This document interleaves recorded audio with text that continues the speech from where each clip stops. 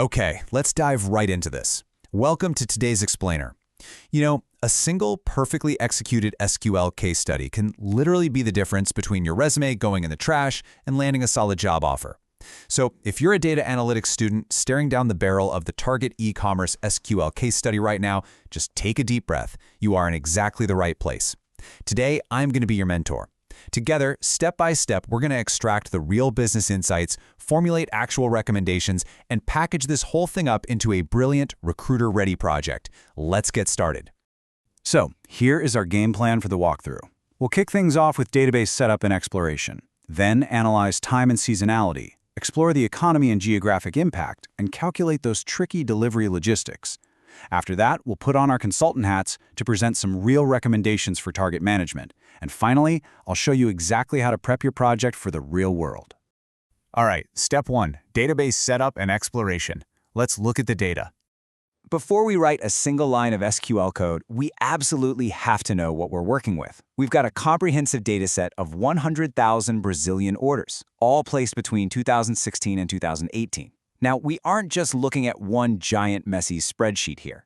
This data spans 8 distinct interconnected tables, covering things like customers, geolocation, orders, items, payments, products, reviews, and sellers. It's like a giant puzzle. To answer complex business questions, we're going to use specific identifiers, like the order ID or customer ID, as bridges to join these tables together. That's exactly how we link a customer's remote location to the specific product they ultimately bought. Okay, let's look at our first fundamental SQL query for your project. Your assignment asks you to find the number of cities and states your customers ordered from. Now, if you just use the standard count function, well, you're going to get a massive incorrect number because it's going to count a city like Sao Paulo every single time an order is placed there. So the crucial trick here is to use count distinct.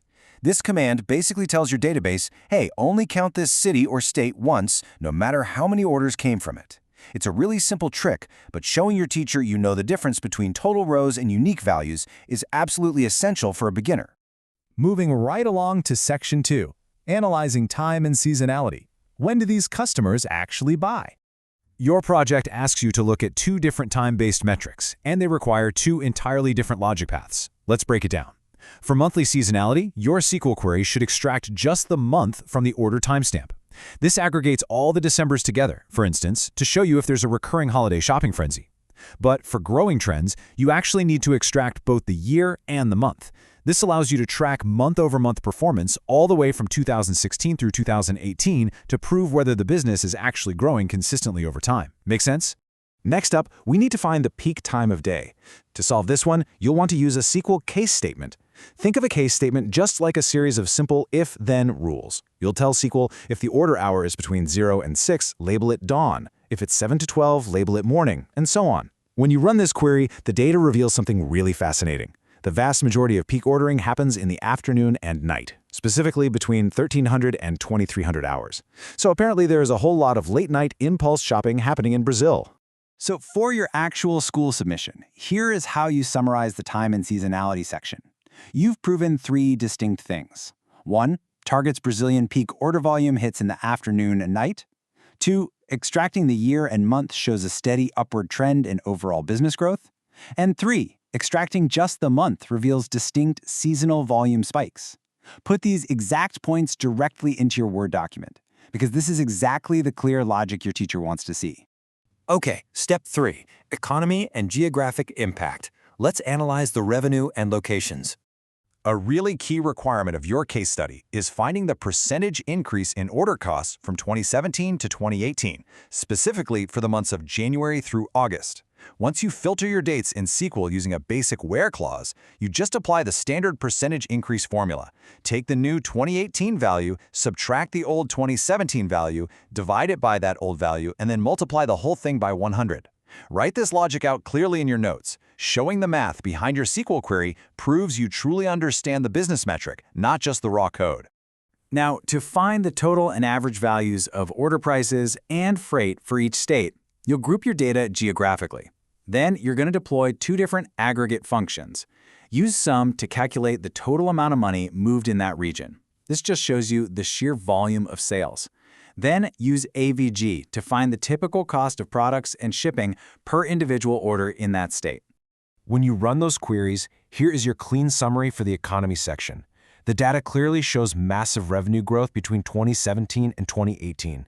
It also reveals a really heavy customer concentration in very specific hubs, like Sao Paulo.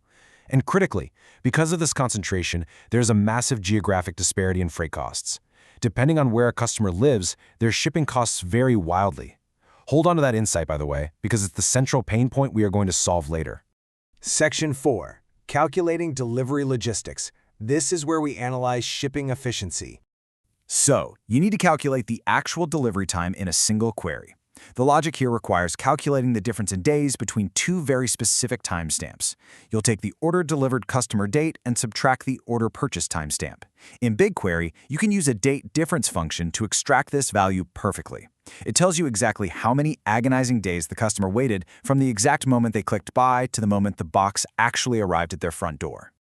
Now, the assignment asked for a second calculation in that exact same query. How accurate was Target's estimated delivery date? To find this, you calculate the difference between the order estimated delivery date and the actual order delivered customer date. If the number's positive, great, Target was early, but if it's negative, they were late, and you have a very unhappy customer on your hands. Your summary for the logistics section uncovers a major, real-world operational problem. In centralized hubs, deliveries are incredibly fast and cheap, but for states further away from those hubs, customers suffer from high freight costs and horribly slow delivery times. Additionally, there is extreme variability in the estimated versus actual delivery dates, which creates a wildly inconsistent experience for online shoppers. Okay, Section 5. This is the fun part. Consultant recommendations for Target. Time for some strategic actions for the boardroom. Let's step out of the data crunching role and officially put on our consultant hats. This right here is where you score the top marks, translating those SQL outputs into actionable business advice. Tell your stakeholders directly. Target must explore opening regional distribution centers in states experiencing the highest freight costs and longest wait times. Fixing remote logistics is the absolute best way to improve customer retention across the entirety of Brazil. And here are 3 more strategic actions to really round out your presentation.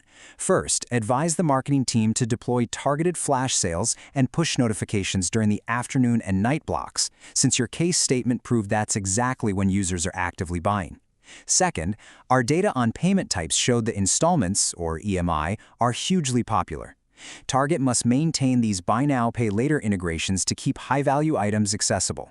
And finally, suggest offering dynamic, conditional freight subsidies for those remote regions to help acquire new customers where shipping costs are currently a major barrier. Finally, Section 6, showcasing your project online. Let's get this thing ready for recruiters. The case study outlines a specific submission process, but as your mentor, I want you to take it one step further. First, paste all of your incredibly clean SQL queries and a screenshot of the first 10 rows of output into a Word document.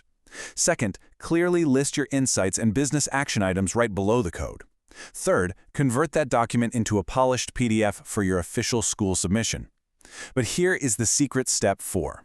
Upload this entire project, including the SQL files and the PDF, as a clean repository on GitHub. You see, recruiters don't just want to hear that you know SQL. They want to read your code, see exactly how you structure your logic, and review your business recommendations firsthand.